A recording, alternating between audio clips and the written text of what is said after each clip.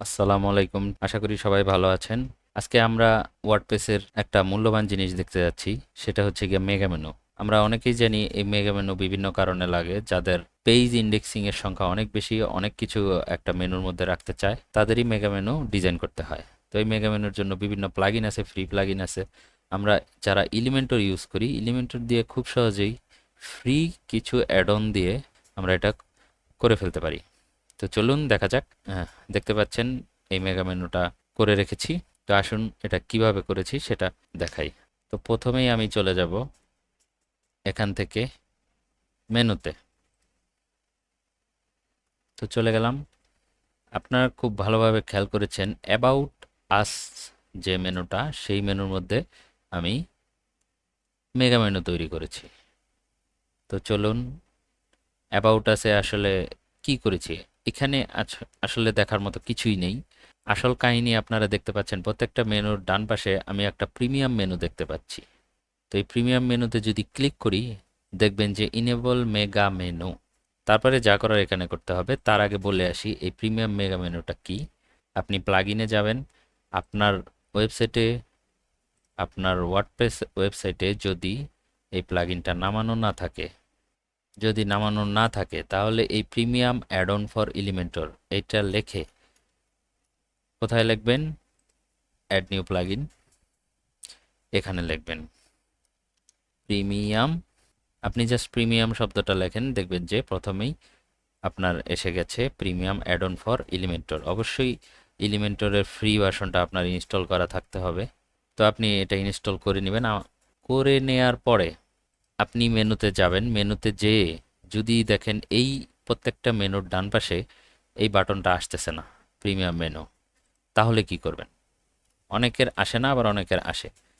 এই premium add on for Elementor এইটার মেনুতে অপশনগুলোতে যাবেন, উইজেট অ্যান্ড অ্যাডন্স এখানে যাবেন।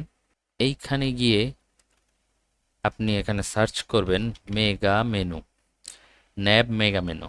এটা যদি অফ থাকে তাহলে আপনি ওই বাটনটা মেনু প্যানেলে পাবেন না, আর যদি অন থাকে তাহলে পাবেন। That's it. এবার আসুন এটা দিয়ে আমি কিভাবে তৈরি করেছি। আমি এটাতে যাব না, আরেকটা মেনুতে তৈরি করব। কোথায় করা যায়? একটু গ্যাপ দিয়ে চলেন প্রাইসিং প্ল্যানের এই মেনুর মধ্যে আমি একটা মেগা মেনু তৈরি করি। প্রাইসিং প্ল্যান, এটার সাইডে প্রিমিয়াম মেনু আমি এখানে অন করে দিলাম।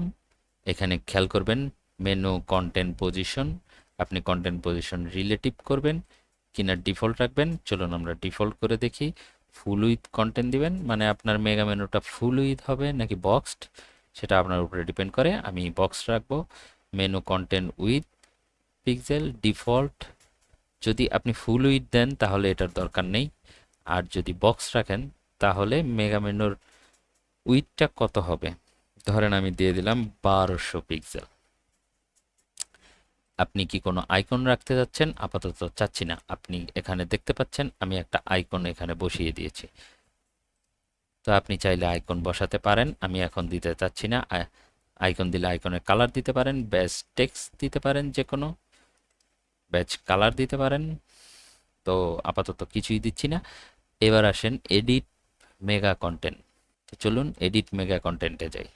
একটু সময় লাগতে পারে, যার যার পিসি কনফিগারেশনের উপরে ডিপেন্ড করে, নেটের স্পিডের উপরে ডিপেন্ড করে। এসে গেছে আমাদের মেগা মেনু। তো চলুন আমি যে অংশটা ওখানে বানিয়েছি এটা এখানে বানাই। অবশ্যই আমি ফ্লেক্স বক্স দেব এবং এই কন্টেন্টের উইথ ফুল উইথ দিব। ফুল উইথ দিয়ে আমি এক চতুর্দিকে একটু গ্যাপ দিয়ে দিব। এবার আসেন ভিতরে আমি কন্টেনার নিব। এই কন্টেন্টটাও আমি ফুল উইথ দিব এবং এইটার এলিমেন্ট রো হরিজন্টালি করে দিব, যাতে ভেতরে আমি আরও কলাম নিতে পারি। কলাম স্টাইলে বানাবো। এইটার উইথটা আমি ফুল উইথ থেকে ধরেন আমি 4টা কলাম রাখবো, তাহলে 25 25 4টা, কিংবা আপনি যদি মনে করেন একটা বেশি একটা কম সেটাও রাখতে পারেন। যেমন ধরেন আমি 4টা 25 25 দিলাম। এখন এটার ভিতরে ধরেন আমি একটা ইমেজ দিলাম, ইমেজটা ফুল উইথ করে দিলাম। আমি এখন ডিজাইনের দিকে নজর দিচ্ছি না, আমি জাস্ট অপশনগুলো আপনাদের দেখাচ্ছি, অপশনগুলো কিভাবে কাজ করে। আপনারা ডিজাইন করে নেবেন। এটাকে ডুপ্লিকেট করলাম। চলুন এই জায়গায় আমি দিব কিছু আইটেম। সেটা কি হতে পারে? লিস্ট।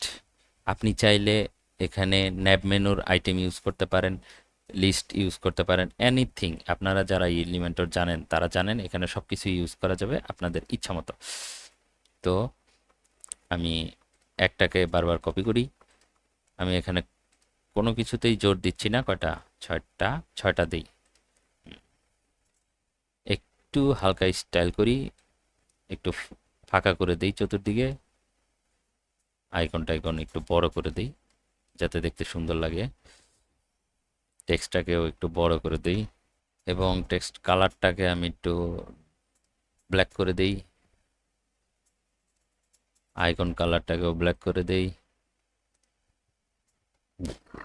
দেখুন আমার কাছে এই কলামটা অনেক বড় লাগতেছে আমার মেনু আইটেম অনুযায়ী। সেক্ষেত্রে আমি ধরেন এটা 20 করে দেই, একটু কমাই দিলাম। আরও কমাই দিতে পারি 15। ধরেন এটাকে আমি এখন ডুপ্লিকেট করি, এটাকেও ডুপ্লিকেট করি। এই পাশে যখন আরেকটা হবে ডুপ্লিকেট, এটা হচ্ছে গিয়ে 25। 45 আর 25-এ আমি কলাম উইড হিসেব করতেছি। 100 থেকে মাইনাস করতে হবে 45 আর 25, 50 আর 20, 70। এই লাস্টেরটাকে আমি অন্য কিছু রাখবো, এটাকে করে দেব 30। আমার বাকি থাকে 30-এর মতো, তো আমি 30 করে দিলাম। ঠিক আছে, দেখুন এগুলো কিন্তু ওপরে নিচে এমন হয়ে রয়েছে। এটা আমি গ্যাপ দিয়ে একটু পূরণ করে দিই। ধরেন প্রত্যেকটা ইয়ের গ্যাপ দিলাম 15 করে। সুন্দর করার জন্য যা ডিজাইন করা লাগে সেটা আপনারা করে নেবেন। আমি এখন ভিডিওটা যাতে ছোট হয় এবং কিভাবে করতে পারবেন সেটা দেখিয়ে দিচ্ছি। এইখানে এখন একটা আমি জাস্ট ভিডিও দিয়ে দিলাম, ডামি ভিডিও, নাথিং এলস, যা সুন্দর দেখানোর জন্য। এরপরে চাইলে আপনি এই কলামে এই কলামের ভেতরে যত আইটেম আছে এগুলোকে সেন্টার করে দেন, সব সেন্টার করে দেন। ব্যাস, ডিজাইন আপনারা আপনাদের মতো করে নেবেন। আমি এটাকে একটু স্টাইল করে দিই। এখানে যে এটা আছে এটাকে একটু স্টাইল করে দিই, একটা বর্ডার দিয়ে দিই হালকা ডিফল্ট সলিড, খুবই চিকন একটা বর্ডার, এবং বর্ডার কালার খুব হালকা দিয়ে দিলাম। তারপরে নিচে একটু হালকা শ্যাডো দিয়ে দিই, না চতুর্দিকে একটু শ্যাডো দিয়ে দিই। শ্যাডোটাকে একটু স্প্রেড করে দেই, কালারটাকে আর একটু হালকা করে দেই। পুরো যে প্যানেলটা আমাদের নেওয়া হয়েছে এটার ব্যাকগ্রাউন্ড কালার দিতে হবে। আপনারা যে ব্যাকগ্রাউন্ড কালার দেন সেটাই এখানে কাজ করবে। সলিড কালার দিতে হবে, এখানে কোনো ট্রান্সপারেন্ট কালার দেওয়া চলবে না। তো আমি এটা সাদাই রাখি, সলিড সাদা দিয়ে দিলাম। এবার আপডেট। সেভ করার পরে আপনাকে অবশ্যই এটার প্যানেলটা কাটতে হবে। কাটার পরে এখান থেকে সেভ চেঞ্জ করতে হবে, মেগা মেনুর প্যানেলে চেঞ্জ করার পরে কেটে দেন, তারপরে মেনু সেভ করে দেন। এবার রিলোড।